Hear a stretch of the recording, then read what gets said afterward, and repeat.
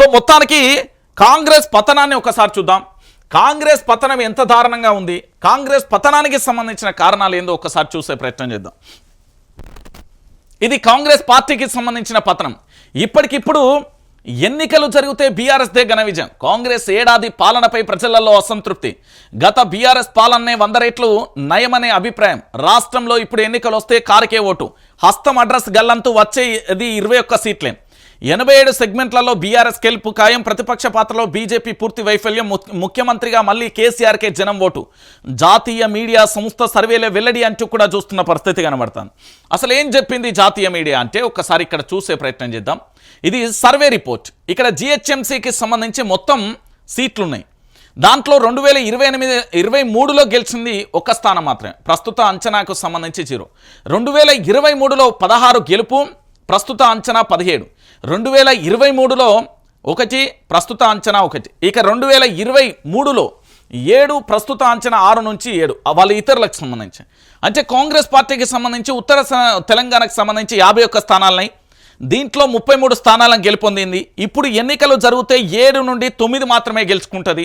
BRS గనక ఈ ఉత్తర తెలంగాణలో ఉన్న 51 స్థానాలలో పూర్తి స్థాయిలో పోటీ చేస్తే దాదాపుగా 10 గెలుచుకున్నది 2023లో. కానీ అంచనా ఈసారి 40 స్థానాలు గెలుచుకునే అవకాశం ఉంది. ఇక బీజేపీ ఇదే ఉత్తర తెలంగాణలో 51 సీట్లలో కేవలం ఈసారి 7 గెలుచుకున్నది. భవిష్యత్తులో 5 నుంచి 7కు మాత్రమే సాధ్యమవుతుంది. ఇక ఇతరులకు ఒక ఛాన్స్ ఉంది అంటూ కూడా చెప్పొచ్చు. ఇక దక్షిణ తెలంగాణకు సంబంధించి మొత్తం సీట్లు 43 ఉన్నాయి. దీంట్లో 2023లో కాంగ్రెస్ గెలిచింది 30 స్థానాలు. ఇప్పుడు గనక ఎన్నికలు జరిగితే 7 నుంచి 12 స్థానాలే వస్తాయి. ఒకవేళ బీఆర్ఎస్ పార్టీ గనక 2023లో 13 స్థానాలు గెలిచింది కదా, ఇప్పుడు ఎన్నికలు జరిగితే 28 నుండి 32 స్థానాలు కట్టబెట్టే అవకాశం ఉంది. ఇక బీజేపీకి 1 నుంచి 3 స్థానాలకు పడిపోయే అవకాశం ఉంది. ఇతరులు 0 అంటూ కూడా చెప్పవచ్చు. అంటే జాతీయ సర్వే ఏం చెప్పిందంటే ఇప్పటికిప్పుడు ఎన్నికలు జరిగితే సుమారుగా 85 స్థానాలను గెలుచుకునే అవకాశం ఉంది అంటూ కూడా చాలా క్లారిటీగా 87 స్థానాలు గెలుచుకునే అవకాశం ఉంది అంటూ కూడా చెప్పిన పరిస్థితి కనబడుతుంది. ఇక్కడ రాష్ట్రంలో ఇప్పటికిప్పుడు ఎన్నికలు జరిగితే బీఆర్ఎస్ పార్టీ అఖండ విజయం అనేది తేలిపోయింది. తిరుగులేని మెజార్టీతో గులాబీ దళం తిరిగి అధికారంలోకి వస్తుందని స్పష్టమైంది. తెలంగాణలో గరిష్టంగా 87 సీట్లతో బీఆర్ఎస్ జయకేతనం ఎగరవేయడం పక్కా అని తేలిపోయింది. అదే సమయంలో అధికార కాంగ్రెస్ పార్టీ అడ్రస్ గల్లంతు కావడం ఖాయమంటూ కూడా చెప్పిన పరిస్థితి కనబడుతుంది. ఇక్కడ ఒకసారి విషయాన్ని చూడండి. ఇక్కడ ప్రధానంగా కూడా మనం ఆలోచించాల్సిన విషయం ఏంటి అంటే ఆ పార్టీ గెలిచింది కేవలం 21 లోపు సీట్లు మాత్రమేనని తెలిపింది. ఉత్తర తెలంగాణలో తాజా రాజకీయ పరిస్థితులు, కాంగ్రెస్ ఏడాది పాలనపై ఢిల్లీకి చెందిన ఓ జాతీయ మీడియా సంస్థ ఇటీవల రాష్ట్రంలో సర్వే నిర్వహించింది. ఫిబ్రవరి చివరిలో నిర్వహించిన ఈ సర్వేలో ఆసక్తికరంగా అంశాలు బయటకు వచ్చాయి.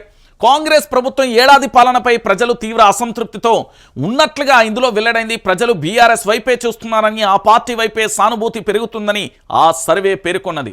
కాంగ్రెస్ పాలనతో పోలిస్తే కేసీఆర్ బీఆర్ఎస్ పాలన 100 రెట్లు నయమనే అభిప్రాయం వ్యక్తమవుతున్నట్లుగా సర్వే తెలిపింది.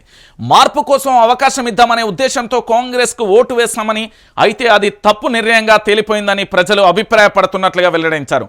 జాతీయ స్థాయిలో పేరున్న ఈ సంస్థ దేశవ్యాప్తంగా అన్ని రాష్ట్రాలలోనూ ఎన్నికలకు ముందు, ఎన్నికల సమయంలోనూ పూర్తి స్థాయిలో కూడా ఇచ్చిన హామీలన్నీ కూడా నెరవేరలేదు అంటూ కూడా పూర్తి స్థాయిలో చెప్తున్న పరిస్థితి కనబడతాం.